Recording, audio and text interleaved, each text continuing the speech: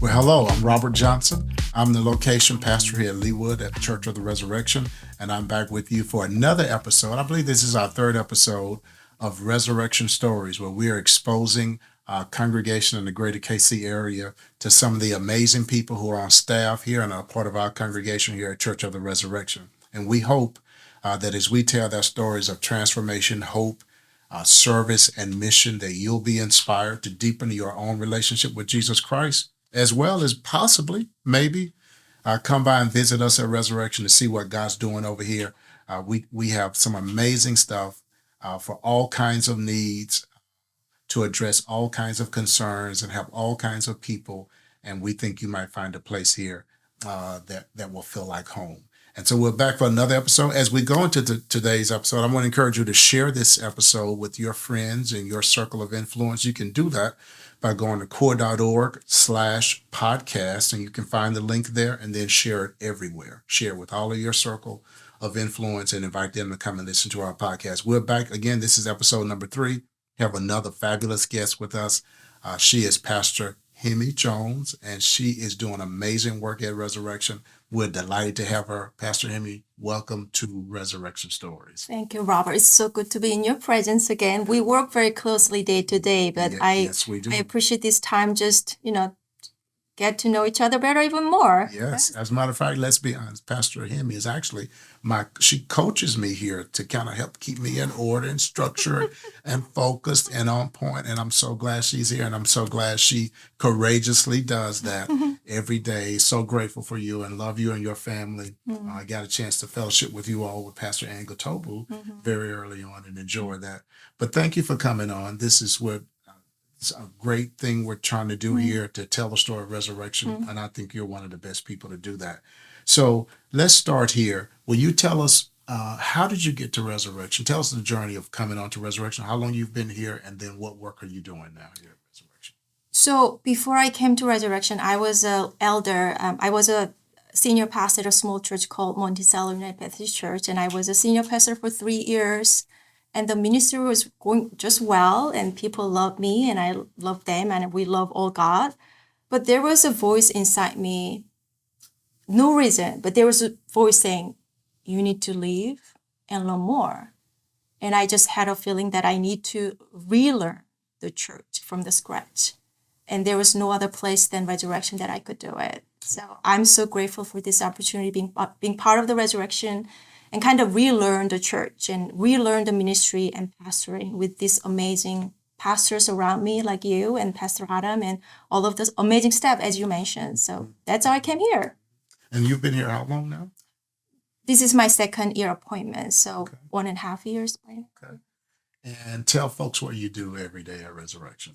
So I serve as a director of connection and care pastor. I'm a minister too, but as a pastor. So in our team, we have 6 pastors who are just dedicated and gifted to serve others. So Monday through Friday, our team visits those in the hospital or anybody who is in need of comfort and prayer and counsel. So we just dedicate ourselves to serve others in need of any emotionally, spiritual difficulty or health and healing or grief and loss.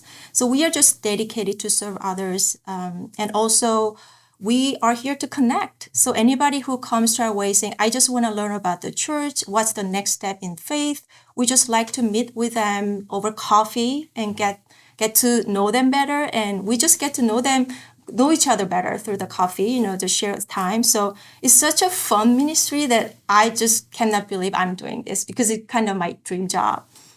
Before I came here, I was a hospital chaplain. So one-on-one conversation was my gig. I love that kind of one-on-one relationship and getting to know the other person better. So this really fits my gifts and passion, just to walk alongside others wherever they are and just listen to their story and how God is present in their story. So that's what I do and our team does. And I'm so proud and privileged to work with over 100 volunteers who are committed to this ministry. Without them, we cannot sustain this amazing care ministry. So we stay close with them. We inspire each other. We share stories and they are just the best of people that I can work with. So I'm so grateful for connection and care ministers that we get to work with, and we just share the joy and privilege to serve others. They are amazing people. Yes, they are. So when I first came on, you invited me to a meeting and introduced me to that group. I was astonished at how many people were there. Yes. These are volunteers. I was astonished at how passionate they were. And then I was astonished at how detailed everything in terms of our care ministry is. It's so detailed. When a call comes in, when someone reaches out, the way the expectation of how quickly we respond to recording the what happened in that in our care for them and passing that on, so that later on down the line, if that person calls again, we can go into our system. The next pastor who may get the call can see what happened the previous. It is just so detailed, and I'm so proud to be a part of a church that puts that kind of time and effort into being excellent with caring for people. Yes. Right? All the connection and care ministers comes with their own faith and story, sometimes wounded story, and use that story and wound to serve others. So we kind of divided 3 groups of care: loss and grief, health and healing, and relationship and mental illness. So everybody is specialized in their gifts and kind of focused to just serve others in that category of the life events. So we kind of, I feel that's excellent, that we kind of honor everybody's gifts and stories and being able to share that with others. Absolutely. So tell people, since we're in this conversation, people may be listening and maybe they're members, maybe they're in the community, but they want to connect with Resurrection. They want to connect with the pastor. Most folks do not want to connect with the pastor. They'll connect with her, but maybe they want to connect with the pastor to find out more about Resurrection. Where can they find the Connection and Care pastors? Go to our website? Yes. I mean, easiest way is go to the website and request a care. It sounds very broad, but that's the direct way that connect with the care and pastor. So just fill out the what the life stories you are dealing with, and we'll just be right there. Also, you can call the emergency page number that is listed on our church website too. So we share that responsibility throughout Monday through Sunday, 24/7. So any life crisis moment, like somebody died in the family, you just need somebody to pray together, or any just crisis moments that you need somebody to pray together, we are there. So that's just amazing dedication and commitment that our team offers to the members of the church. And I just want to reemphasize that because you and I have been pastors. I've been pastoring for over 25 years. And so many times in my journey, there were times that I thought we could inspire people, we could encourage people, we could uplift people, we could invite people, we could pack a room. But if people came with real needs, that we didn't have the resources to respond, or maybe we didn't know how to respond. So as you're learning, I'm still learning about ministry from Resurrection, so am I, because I get here and it's like Resurrection is being so intentional about preparing so that whoever shows up, that once they hear the message of hope, it's not just a sermon, it's not just about, but that there can be follow through if you want it. That is so important. Yeah. Yes. So once we as pastors respond, like first responders to the emergency pages, we continue that care in the partnership with the Connection and Care Minister, the laity, the volunteers, and they continue to follow with the cares month and month just to make sure that they are in good stand. So I'm just impressed how we communicate very well through our system. The notes are shared with the confidentiality. We share the notes, and that care is very consistent, very reliable. So once somebody is connected with us, I guarantee they get the best pastoral care at Resurrection. So for our members who are listening, if you have a need, please reach out. I want to pause the intensity of our conversation just for a second, and I want people, because you have a great sense of humor. You and I have so much fun. But you make fun of me being intense all the time. You're focused. It's more not so much intense. It's you're just extremely focused. But it's helpful though to have a balance. So I think we work very well together. I agree. What's your favorite movie? So that's I know that it's easy question for everybody else, but that's very difficult question for me because I have hard time to choose favorite because that's such exclusive question. I love all. So I rephrase that question a little bit, asking myself, what is the latest one that you liked? Okay. And my answer to that Yes. is the show called The Boys. That's on Amazon Prime. Yeah. Have you watched it? Yes. Okay, that's the story about what if the bad people get the superpower, contrary to the Avengers, and that's kind of twist of perspective. So that's the one. Yes. I like it. Yes. You watch it with your kids? No, that is too violent for my 7 and 9-year-old kids. So I watched the whole season with my husband, and we're looking forward to the next one. As a matter of fact, I didn't get a chance to ask. Tell folks about how long you've been married, your kids. So just last Sunday, we celebrate 11th anniversary. So we celebrate, yes, we made it each year. We made it. And then we have 2 kids, a Connor, 9-year-old son, and Yuna, 7-year-old daughter. So, yes. Whom you got to take to your native home. This is home. Kansas is home. Yes. You got to take to Korea. Yes. And they got to experience that, which was absolutely wonderful. Mm-hmm. Hemi, I want to move, and the theme of this podcast is resurrection stories, and I like to tell stories about how God's at work in people's lives, and how they've experienced transformation and experienced hope, maybe when they were facing despair. Would you tell us your faith story and kind of focus in on what was the turning point in your decision to become a follower of Jesus? Of course. I'll try to say it in a very brief way, but my story has to begin to back when I was a baby. Because from my parents' generation, it was a family honor to have a son, and they kept trying, and I was the third child, and they were 100% sure that it was going to be a son to carry down their, the family name. So as a childhood story, it was not told as a hurtful way, but it was kind of just fun story that they shared, but it kind of stayed in my heart. I wouldn't say it wound, but it kind of stuck with me. The story was they were disappointed that I was not the son that they were waiting for. So I was loved, don't worry. I was loved and, they were fine, but, just one of the stories that your parents tell you and then somehow it stick with you. So with that said, my story where I had a hard time accepting myself as I am, and that's how I became a people pleaser. And I tried and tried. I wanted to please my parents, and it never worked. I mean, it worked, but it can never work because my calling was not to please them. So it was weird because when people leave their country, there must be a reason. But when I left my country, there was no reason but hearing the voice of God saying, "Go forth," just like Abraham. So I came to America not to be a pastor or not to be a certain person, but I just needed to leave my country, go forth. And that was the story that I can relate to the prodigal son. I just need to leave.